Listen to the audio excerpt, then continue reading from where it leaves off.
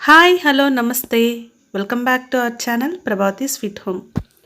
PRAN curry లేదా రొయ్యల కూరని ఇప్పుడు నేను చూపించిన విధంగా చేసుకుంటే చపాతీలోకి లేదా బిర్యానీలోకి లేదా వైట్ రైస్లోకి ఎందులోకైనా చాలా టేస్టీగా ఉంటుందండి. ఇది గ్రేవీ ఎక్కువగా కూడా మనం చేసుకోవచ్చు. కేవలం 20 నిమిషాల్లో మనకు కర్రీ ప్రిపేర్ అయిపోతుంది.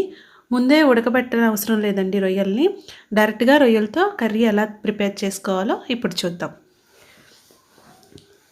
ఈ రొయ్యల కూర చేసుకోవటానికి 500 గ్రాముల రొయ్యల్ని శుభ్రంగా క్లీన్ చేసుకొని, తర్వాత ఆ రొయ్యల పైనున్న వెన్నుపూసని అంటే బ్లాక్ కలర్ తీగ ఒకటి ఉంటుంది కదా, దాన్ని తీసేసుకోవాలి.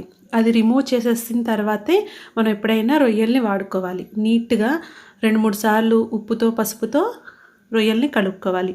నాన్ వెజ్ ఏదైనా మనకి ఎక్కువ స్మెల్ రాకుండా ఉండాలంటే ఉప్పు నీళ్ళల్లో ఓ 10 నిమిషాలు ఉంచిన తర్వాత క్లీన్ చేయండి.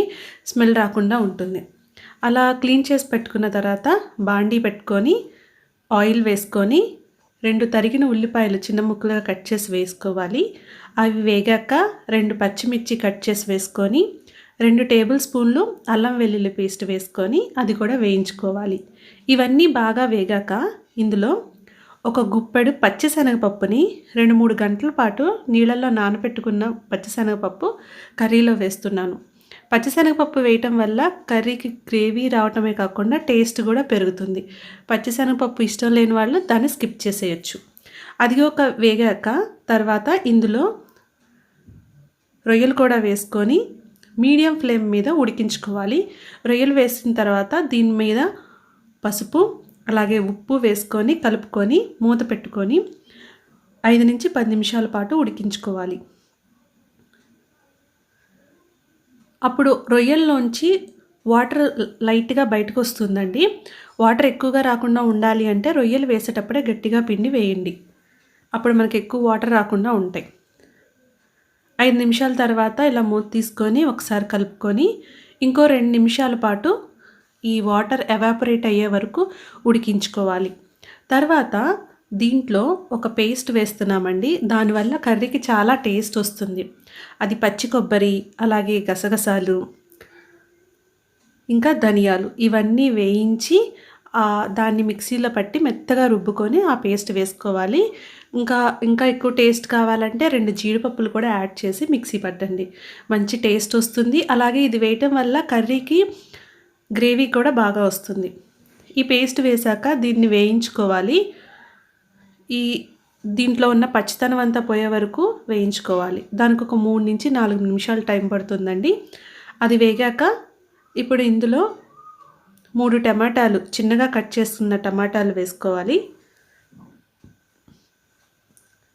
టమాటాలు సన్నగా కట్ చేసుకొని వేసుకొని మూత పెట్టుకొని మరో 5 నిమిషాల పాటు ఉడికించుకోవాలి.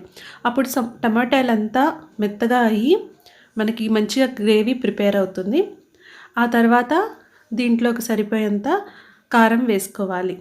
కారం ఎక్కువ తినేవాళ్ళైతే 3 టేబుల్ స్పూన్లు, తక్కువ తినేవాళ్ళైతే 2 టేబుల్ స్పూన్లు వేసుకోవాలి. అలాగే 1 టేబుల్ స్పూన్ ధనియాల పొడి, 1/2 table spoon garam masala powder. ఇంట్లో తయారు చేసుకున్న గరం మసాలా పౌడర్ అయితే కర్రీకి మంచి టేస్ట్ వస్తుంది. ఇవి వేసుకొని ఇవన్నీ ముక్కలకు బాగా కలిపేటట్టు కలుపుకొని మూత పెట్టుకొని ఉడికించుకోవాలి. ఇలా ఉడికించుకునేటప్పుడే మనం వాటర్ కూడా యాడ్ చేసేసుకోవచ్చండి. ఒక చిన్న గ్లాస్ వాటర్ వేసుకొని మొత్తం కలుపుకొని ఉడికించుకోవాలి. ఇలా 5 నిమిషాల పాటు ఉడికించుకుంటే మనకి కర్రీ ప్రిపేర్ అవుతుందండి. 5 నిమిషాల తర్వాత మూత తీసి చూద్దాం. చూడండి, ఆయిల్ అంతా బయటకు వచ్చింది. కర్రీలో ఆయిల్ అంతా బయటకు వచ్చిందంటే మనకి కర్రీ ప్రిపేర్ అయినట్టు. అప్పుడు కొంచెం కొత్తిమీరని చిన్నగా చాప్ చేసుకొని వేసుకొని 2 నిమిషాల తర్వాత స్టవ్ ఆఫ్ చేసుకోవాలి.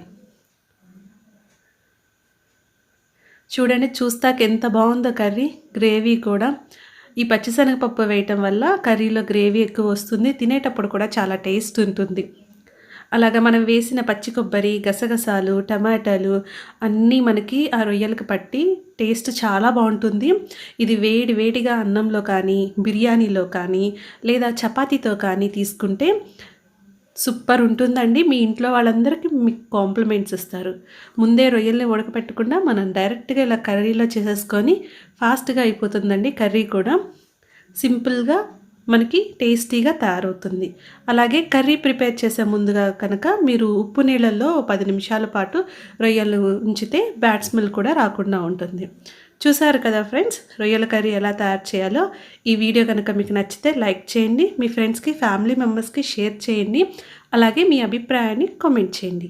అప్‌కమింగ్ వీడియోస్ కోసం ప్రభావతి స్వీట్ హోమ్‌కి సబ్స్క్రైబ్ చేసుకోండి. మళ్ళీ నెక్స్ట్ వీడియోలో కలుద్దాం. Take care. Bye bye.